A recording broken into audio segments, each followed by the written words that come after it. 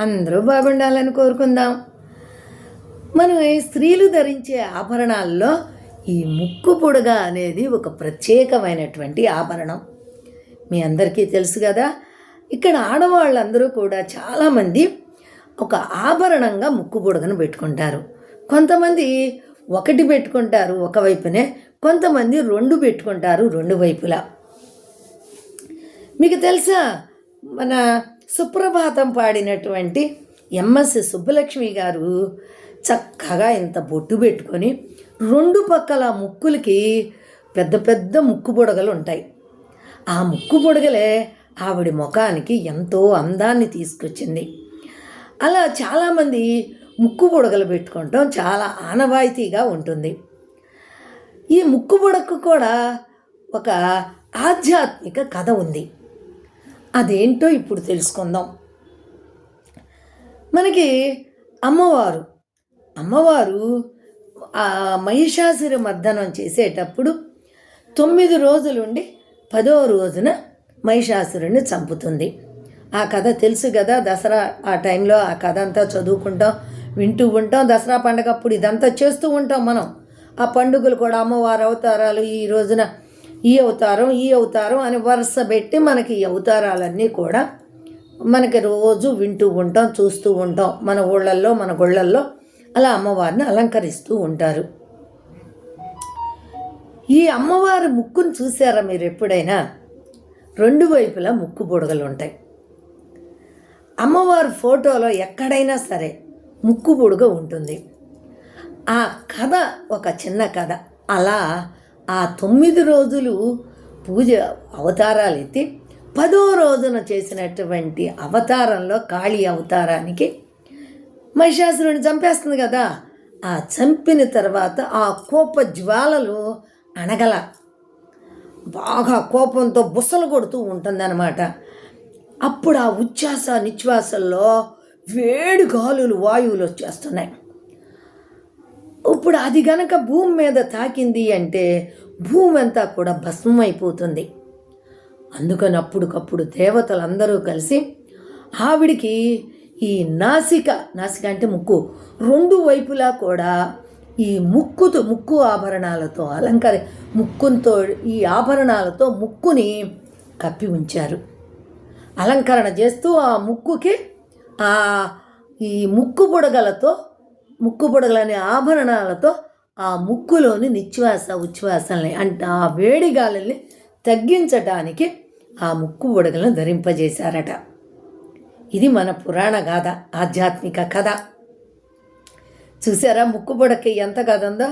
అందుకే మీకు తెలుసా, మన బ్రహ్మంగారు కూడా కాలజ్ఞానంలో ఇలా రాశారని చెప్పుకుంటారు. మనకి ఇంద్రకీలాద్రిపై ఉన్నటువంటి దుర్గా అమ్మవారు కనుక విజయవాడ కనకదుర్గ అమ్మవారి ముక్కు బుడగను కృష్ణానది అంటే నదులను మనం అమ్మవారితో పోలుస్తాం కదా.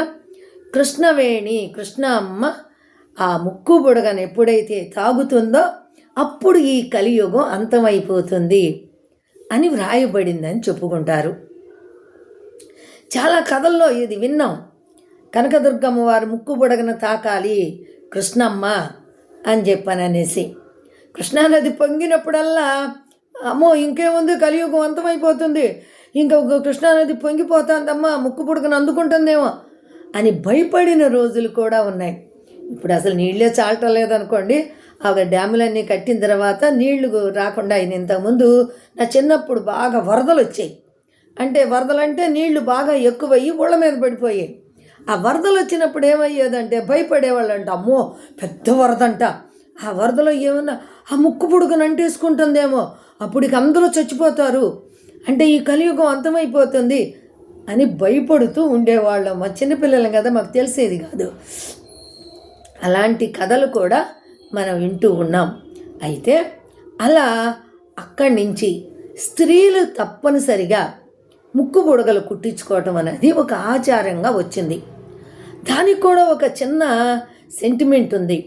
అదేంటంటే ఈ స్త్రీలు శక్తి రూపిణులు కదా, వాళ్ళ ముక్కులో నుంచి నిశ్వాసల్లో వచ్చే ఆ వేడి భర్త హృదయాన్ని తాకి ఎక్కడ బాధ పెడుతుందో అనేసి పెళ్ళైన ప్రతి స్త్రీకి కూడా ముక్కు పుడక కుట్టిస్తారు.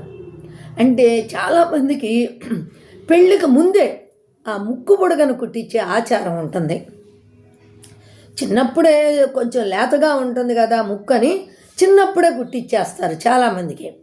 అయితే కొంతమంది కుట్టించుకోరు భయపడి. అప్పుడు ఇక పెళ్లి సమయంలో తప్పనిసరిగా ముక్కు బుడగ కుట్టించాలి. అది ఆచారంగా కూడా అటు కర్ణాటక, మహారాష్ట్ర ఆ రాష్ట్రాల్లో ముక్కు బుడగ తప్పనిసరిగా ఉండే ఆచారం ఉంది. వీటిల్లో కూడా చాలా రకరకాలు ఉన్నాయి. అదే అటు మనం విజయనగరం సైడు అటు వెళ్తే ముక్కుకు బుళాకులు పెట్టుకుంటారు, ఇట్ట ఏలాడుతూ ఉంటాయి. కొంతమంది ఇట్టా పెట్టుకుంటారు. ఇలా ముక్కు బుడగల్లో కూడా చాలా రకరకాలు ఉంటాయి. ఉన్నవాళ్ళు మరి వజ్రంతో చేపించుకుంటారు, మరి లేనాళ్ళు మామూలు రాళ్లతోటి చేపించుకునే ముక్కు బుడగలు పెట్టుకుంటారు. వాటిల్లో మళ్ళా ఇంకా ప్లెయిన్ ముక్కు బుడగలు ఉంటాయి. ఇలా రకరకాల పెద్ద పెద్ద బేసర్లు, అంటే రాళ్లతోటి చేసినటువంటి పెద్ద పెద్ద బేసర్లు ఉంటాయి. వాటిని వాటిని బేసర్లు అంటారనమాట. మా చిన్నప్పుడు పెద్దవాళ్ళందరూ కూడా అంతంత పెద్ద పెద్దవి పెట్టుకునేవాళ్ళు.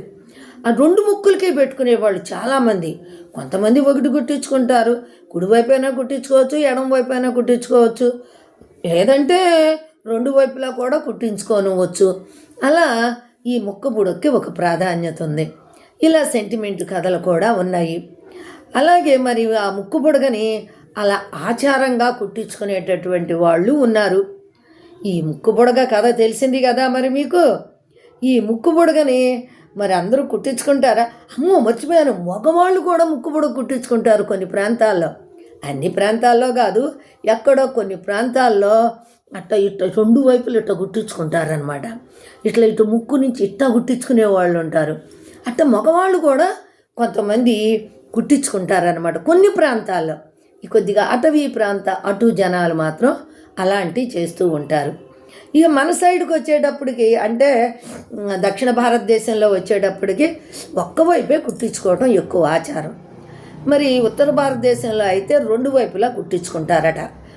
మరి ఈ విధంగా ఈ ముక్కు బుడక్కి ఇంతటి కథ ఉంది, ఇంతటి ప్రాధాన్యత ఉంది. కాబట్టి మరి ఈ ముక్కు బుడగను గురించి మీరందరూ తెలుసుకున్నారు కదా. మరి మీరు కూడా మీ పిల్లలకి, ఆడపిల్లలకు కుట్టించండి. పెళ్లి సమయంలో అయినా కుట్టించండి. ఊరికనే ఇప్పుడు పెళ్ళిళ్ళప్పుడు ఏం చేస్తున్నారంటే ముక్కు కుట్టించుకొని వాళ్ళు ఇలా ప్రెస్ చేసి అవి పెట్టుకుంటున్నారు. అవన్నీ అలంకరణలకు మాత్రమే ఉపయోగపడతాయి, అందానికి అలంకారానికి మాత్రమే అవి ఉపయోగపడతాయి. కానీ ముక్కు రంధ్రం చేసే ముక్కు బుడగన అన్ని వేళలా ధరించాలి. ఎల్లప్పుడూ ధరించే విధంగా ముక్కుకు రంధ్రం చేపించుకొని ఆ ముక్కు బుడగను ధరించండి. ఆడవాళ్ళందరూ ధరించండి. మరి ఇది పుణ్యస్త్రీకి కూడా ఒక లక్షణంగా చెప్పుకుంటారు. అందరికీ తెలిసింది కదా. ఇది మీకు నచ్చినట్టయితే ఒక లైక్ చేయండి, అలాగే ఒక కమెంట్ ఇవ్వండి.